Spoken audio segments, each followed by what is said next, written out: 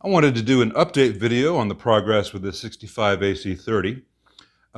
It's almost done. The Brilliant volume pot has got a little bit of bleed to it, which is not optimal as far as signal to noise and stuff.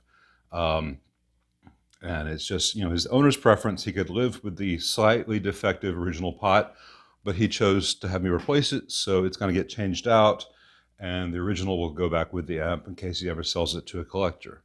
If you see the previous videos of this amp, and all those links will be in the description below, and this will also be in the playlist for that amp, you'll see what a huge difference it makes. All the major noise is gone, and it's behaving really well. In addition to that pot being slightly wonky, there's a little bit of oscillation that happens at the highest gain settings of this, and that might be related to this pot.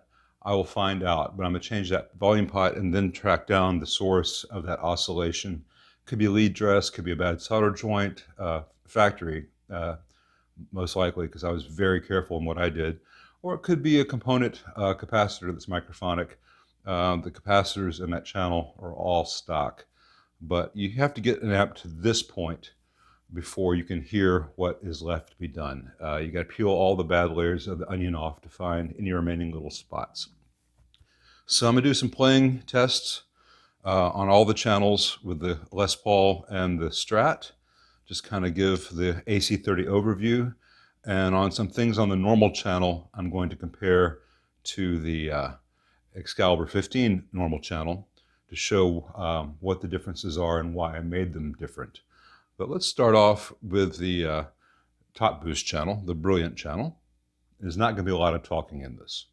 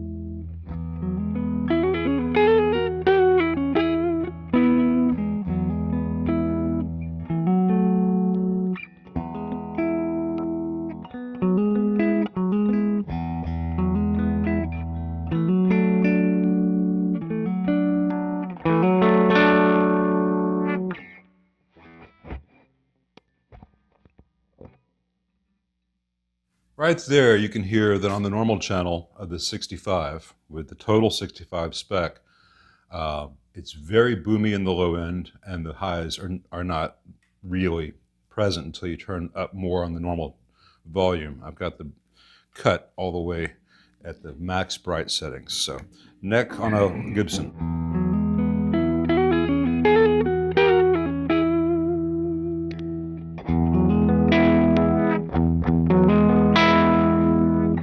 As I turn the volume of the channel up, the highs will come back a little bit. But you also get a lot of gain.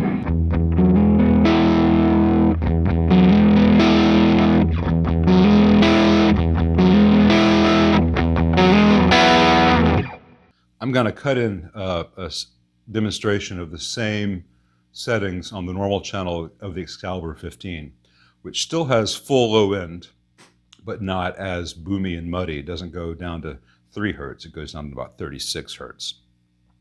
And the amp has a little more high-end response to offset the dark sound of this channel, so you can get a more balanced sound when the volume is lower. It also has a tight switch, which is emulating what Vox did on the AC15 from 1960-62 on the EF86 channel, but also gives you pretty much the non-top boost, normal and brilliant channels on, say, a 62, 63 AC30.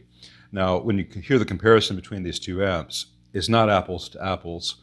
It's not just 30 watts versus 15 watts. The Excalibur 15 uses the actual output section of the early 60s JMI AC15. And the way they did the choke and the screen connections and everything is very different than on the AC30. So the JMI AC15's got a more compressed output. So does the Excalibur 15, which works really nicely.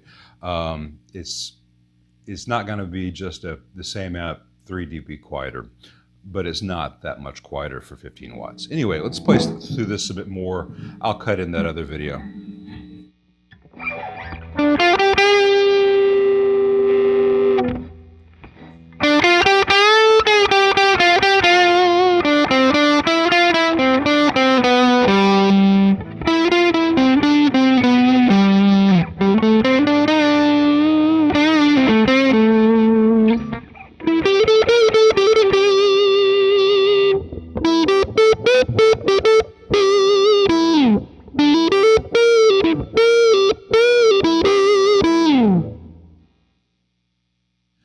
JMI's Ghost when you play that much, with that much gain. And as I mentioned in one of the TBX videos the other day, turn that off, the ghosting at the highest gain is the price you pay for the very complex harmonic response and harmonic information through the cleans and semi-cleans. So what makes the AC30 sound so interesting when you're in the cleans and semi-cleans, what makes it sound so different from, say, a Fender, are a lot of harmonics, harmonic information that is not present in the Fender, which has a lot more filtering. But that means when you really crank the gain up, you get that ghosting. You'll get that same ghosting on some early JTM 45s and JTM 50s from Marshall. Even some of the early 1959 and 1987, or what became them, the lead and super lead. If you go to like a 66 or 67, you'll find some ghosting. Basically, if you want the really complex cleans of the AC30, you also get the ghosting at higher gain.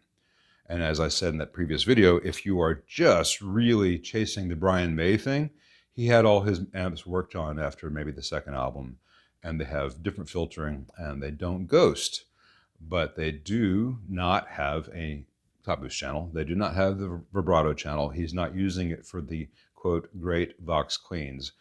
His amps are set up to be played flat out, dimed normal channel, all that entails. And he's using a treble booster, which gives the high end that the channel by itself lacks, gives it more gain, and it attenuates those lows because the treble booster is before the amp. So if you have an AC30 and you want the Brian May version, I can do that. But if you go Brian May, you give up on the U2, you give up on the Radiohead, you give up on the Tom Petty, the Zeppelin, the Beatles.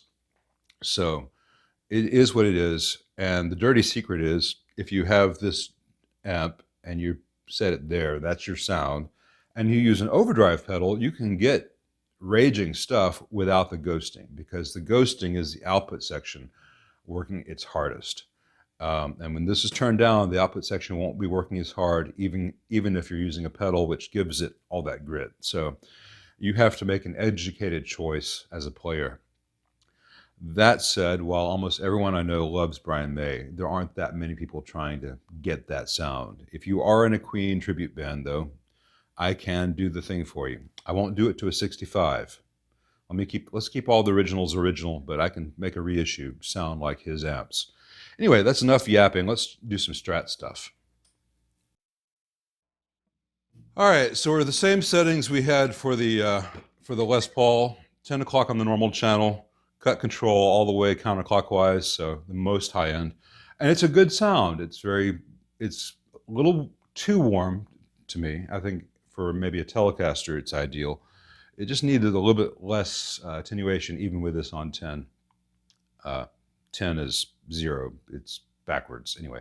And so that's why on the Excalibur, I gave it a little more extended high end. But you can adjust the color on the Excalibur to get this sound. And it is a cool sound.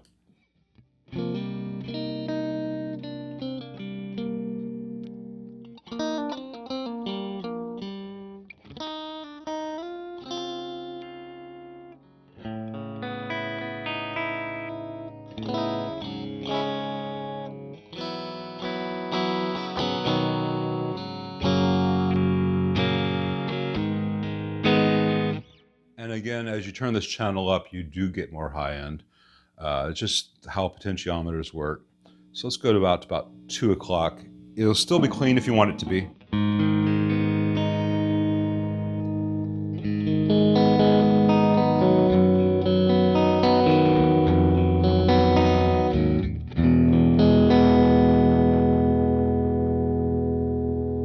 It has hellacious low end. You'll hear it there.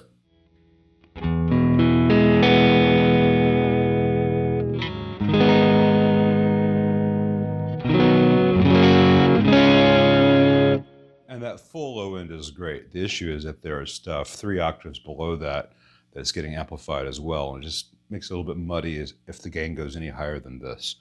I should have grabbed the telly for this. I'm not going to change guitars just for one bit, but this is a sound that a lot of people really like over the last 20, 30 years.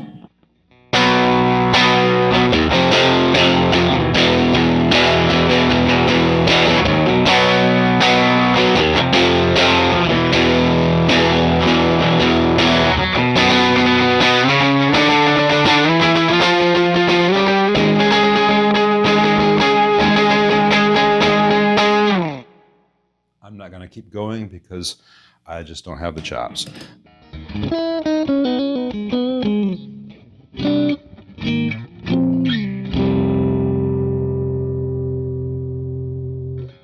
Let's go to some of the brilliant top boost sounds.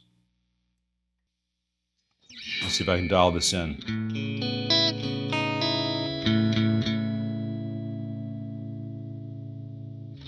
In one of the videos the other week or so, maybe just the other day, I don't recall, I said the treble and bass knobs on the JMI top boost circuit work backwards compared to what you're used to if you have a TBX or Custom Classic or the Heritage. And someone said, what do you mean by backwards? I mean backwards.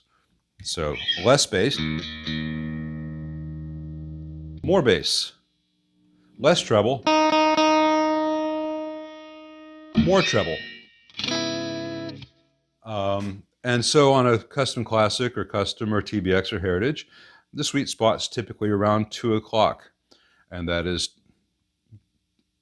going towards more treble, more bass, but they are using the same taper pots in the later amps as they are in the JMI. So you can't just say 10 o'clock and 10 o'clock gets the same sound because the tapers are different. So you got to play around with it until you find what works.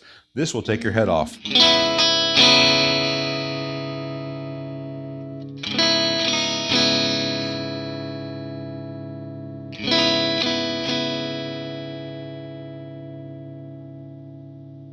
Right there between 2 and 3 o'clock is a huge change in the treble. Can you see that? Let me move the Les Paul. Right between 10 o'clock and 2 o'clock. Sorry, right between 2 o'clock and 3 o'clock.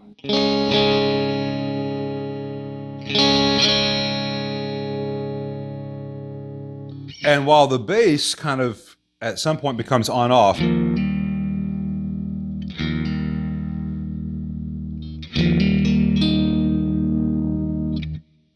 the interaction between the bass and the treble affects the mid-range. So what I usually do is I'll go to whatever my go-to position on the guitar is, and I'll hit a big chord, and then I'll move this and this until I hear the mids speak the way I want.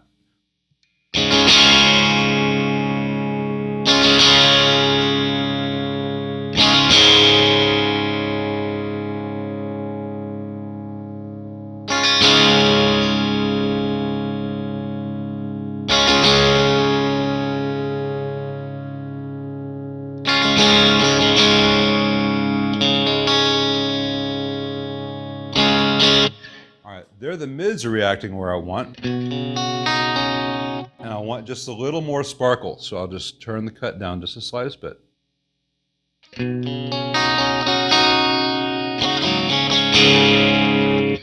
And for that sound, you get here, and then you use one of these.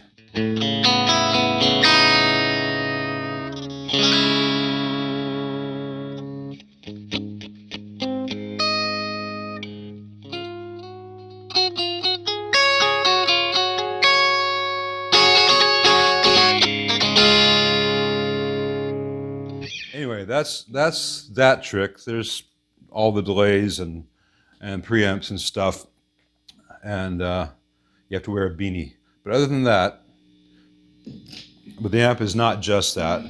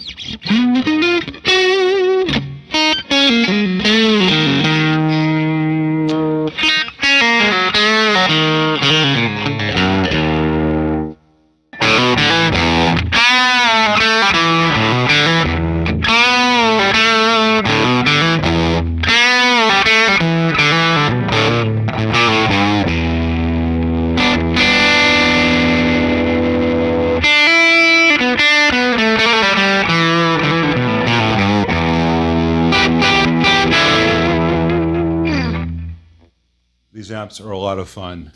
And the important thing is you don't have to have a 65 AC30 to have that level of fun. But the stock amps on the reissues, whether it's the TBX, the Custom Classic, the Heritage, they won't sound like this unless you get a guy like me to make some changes. I don't know why Vox has kept changing the recipe and losing the original recipe over the years, but they have. But some of us know what it is and can put it back. So if this sounds great to you, but you cannot find a 65 AC30 that you can afford, I can turn an $800 used AC30 Custom Classic or Custom into something that sounds like this. You know, that's sounds like salesmanship or hyperbole. Check the videos on the channel. I've shown that. It's not rocket science, it's not magic, it's not mojo. It is actual science, and the variables are known, and everything is controllable and repeatable. But let me change out to the Excalibur and show some of those differences on the normal channel I was talking about. This is not going to be a long thing, just a little bit to A-B. I will say that the self noise of the Excalibur wins. There is none. I've got the master on 10 and you can't hear that the amp is on. But anyway, let me go to the normal channel. That same 10 o'clock setting. full lows, the tight switch off, and let's set the color to noon. And this should sound a lot like the normal channel of the 65, just without as much flub in the low end. Let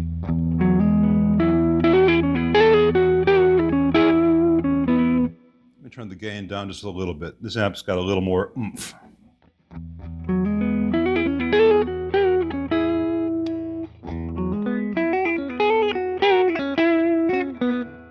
Now, if you wanted to get darker, like some of the JMIs are, you can turn the color down.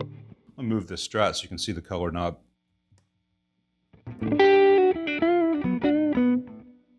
Or you can add some high end in that's missing from the JMI.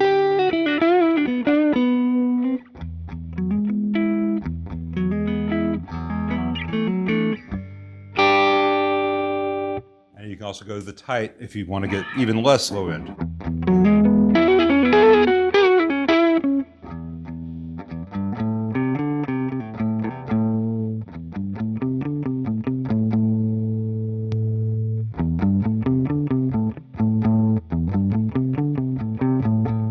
So it's got a nice full low end, but it's not trying to be a bass amp like the JMI is.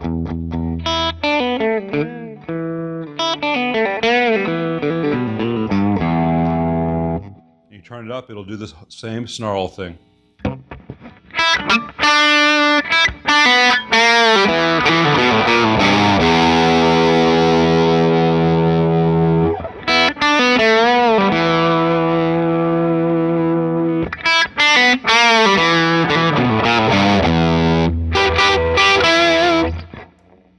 And you can have more high-end or less high-end.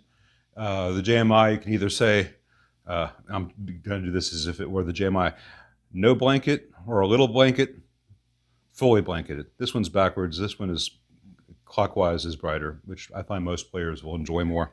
And I think the taper works better that way. And if you turn it up to fuller gain than that,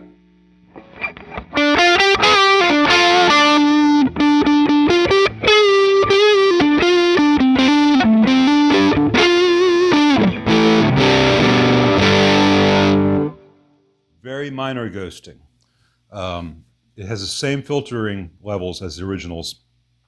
One of the reasons this goes less is I have much better lead dress.